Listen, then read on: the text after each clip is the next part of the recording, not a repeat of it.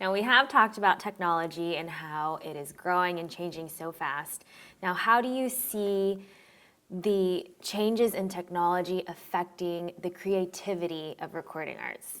Because nowadays, I can even just go press a button, say record, and it might sound decent, but it's not, what a master like you would be able to do with your skill. Well, that's a very good question. It's affected the whole industry, as you can tell. There are very few record companies around anymore because everyone has become an audio engineer. Everyone's bought a computer and they have a hard drive, and they set up a little studio at home. And well, of course, the people that have a little more money will set up a nice studio at home, right, and then you can get some pretty decent work done.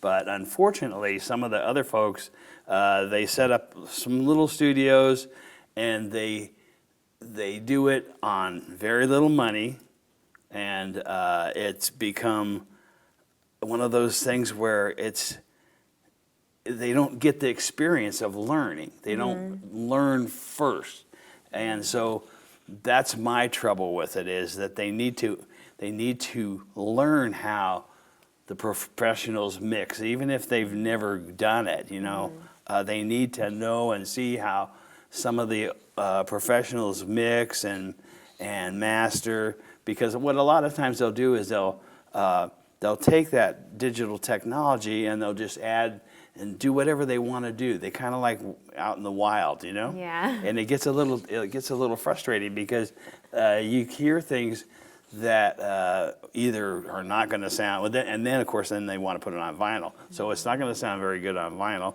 And if it's all over the map as far as sound wise, instead of in a nice stereo image like it should be, they haven't learned that part yet. So they kind of it's instant. I'm an instant audio engineer, which is the sad part, without even going to any school or learning. Right. And at least some of the schools offer classes in learning how to mix and how to learn how to track and how to do microphone placement and do some of the basic things that need to be done properly so they can get a proper sound. Right. There's a lot of, and the technology has come a long ways as well. A lot of the different programs that are out there, like I said earlier, a lot of the plugins, a lot of the mixing consoles, a lot of the recording programs, they have come a long ways from when they first came out. So they're much better too. And so everyone's kind of learning as they're kind of going along, right, but they're getting a better grip on it. And now it's kind of interesting because it's kind of turned into the reverse, where tape is much more expensive than digital. You can go out and set up and get a digital console computer-wise and buy a program and get some plugins, and then you just work at an environment. Let's say you're at this place and you set up your studio and you've got some mics, and then you can work as long as you want. You're not getting billed by the hour. So that's where a plus comes in. And then you've got some people that want the sound of tape, so they will go ahead and go to a place that provides them with recording to tape. They won't have the money to buy a tape machine, but they'll go to a place where they want that sound, so they'll do that. But yeah, it's kind of it's an interesting way to see how things are going, because I think a lot of the engineers have gotten a lot better in the digital world, and they're especially now because vinyl has come in, because that changes the whole dynamics as well. Vinyl has a lot more limitations than digital. With digital, it's kind of like you're open. You can put things out there. You can put certain frequencies on there that never would be allowed on a cartridge wouldn't play back, or it would distort, or it would have sibilance problems. So it's good for them to learn both sides of the whole angle, because I still would get tapes from their very experienced engineers, somebody like an Al Schmidt that's been around for ages, that just knows how to mix, and the tapes are beautiful. They're just well done. Then you can get somebody from that's a young starter-up engineer that might not have the experience, and all of a sudden, channels are flopping back and forth, and there's frequencies in there that the lathe, even cutting, especially if you're cutting vinyl, can't handle, so it'll blow a circuit breaker, and you have to do your own, in mastering, at least at that point, you have to do some repairs and some transparent repairs, so you're not really affecting their sound, but you're taking care of the problem that they've created.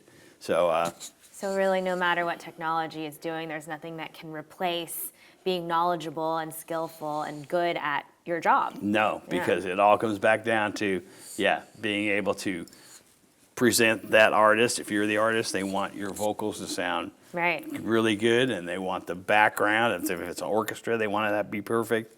And all those things are important, and they have to learn that somewhere.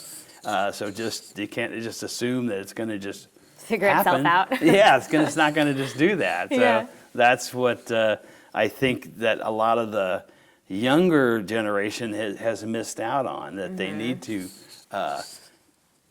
go to a school. There's a lot of them out there now that teach, and they teach well. So if they're going to do home studio work, then go to a place that shows them how to properly set up and do it, and they're going to be that much better off than trying to learn it all themselves, because there's too much information to be gathered, and if you're on your own, who's going to teach you? Right. You're not going to grasp it all. So you learn from the people around you and the people who are experienced. There's a number of engineers that have no problem sharing their knowledge. So. And you can see this when you go to shows like NAMM or AES, and the enthusiasm when people are listening to a lecture from a certain company, they're packed because they want to learn. So that's all really good, and that's the positive side of the whole thing. Because the world of tape is gone. Right. Excuse me, in that it's just not.